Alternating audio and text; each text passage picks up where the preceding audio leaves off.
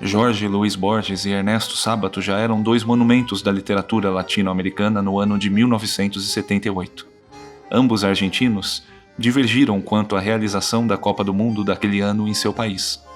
Antes de tudo, é preciso saber que Argentina era aquela no final dos anos 70. O país vivia uma ditadura sob o comando de Jorge Videla.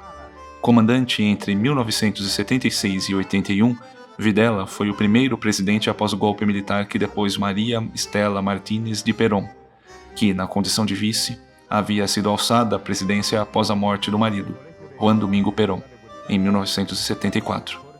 Isabel, inclusive, foi a primeira mulher a ter o título de presidente, excetuando-se rainhas ou primeiras ministras. Videla comandou um dos estados mais sangrentos entre as ditaduras latino-americanas. Estima-se mais de 30 mil pessoas mortas ou desaparecidas. Seu regime se notabilizou por censura, tortura, perseguição a opositores, enfim, violações aos direitos humanos de todos os tipos. A ditadura argentina se estenderia ainda até 1983. Foi nesse contexto que futebol e política se tornaram uma coisa só. O regime viu a Copa do Mundo de 1978 como o evento ideal para usar a seu favor. Assim, a repressão e o medo da perseguição do Estado seriam acobertados sob a euforia e a esperança do povo em ver o país conquistar sua primeira Copa do Mundo.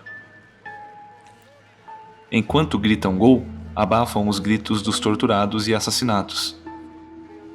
É o que diz Stella Carlotto, presidente das Avós da Praça de Maio, no documentário La História Paralela. No plano intelectual, os autores adotavam posições divergentes.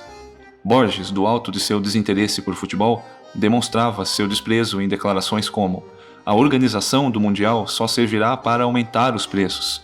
Por isso, durante o campeonato pretendo afastar-me de Buenos Aires, rumo a qualquer parte que não se fale em esportes. Contudo, não eram os esportes em geral que não agradavam Borges, que apreciava, por exemplo, o boxe. Era mais o futebol mesmo que o autor considerava um esporte muito estúpido.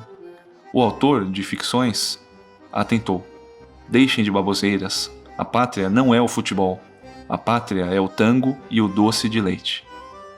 Já Sábato via a realização da Copa no país como uma real possibilidade de transformação social despertada pelo engajamento da população por uma causa comum.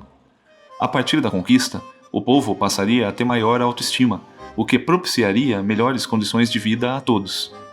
Borges era uma voz dissonante, já que a opinião de Sábato era compartilhada pela maioria da população argentina naquele momento.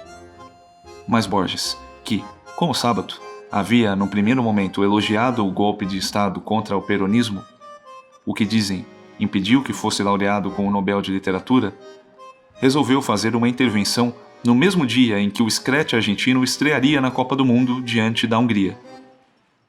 No auge de seus 79 anos, marcou em Buenos Aires uma de suas concorridas palestras para começar no mesmo momento do jogo. Grupos nacionalistas tentaram impedir a realização da tertúlia, já que esses conservadores encararam o evento como uma afronta ao patriotismo e ao próprio regime, do qual Borges, assim como Sábato, já haviam se afastado quando se deram conta da forte repressão.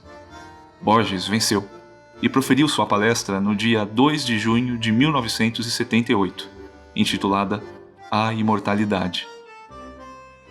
Se ópio do povo o elemento de identidade nacional, o fato é que a seleção de futebol liderada por Mário Kempes também venceu.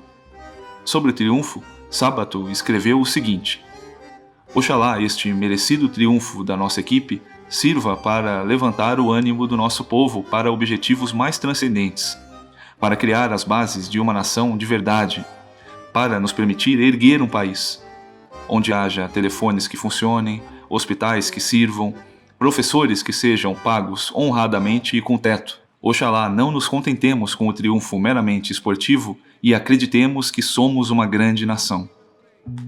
Numa competição recheada de polêmicas, a vitória da equipe argentina levou Videla a ser aclamado pela multidão presente ao Monumental de Núñez. Foi das mãos do ditador que a taça de campeões do mundo foi entregue ao esquadrão argentino.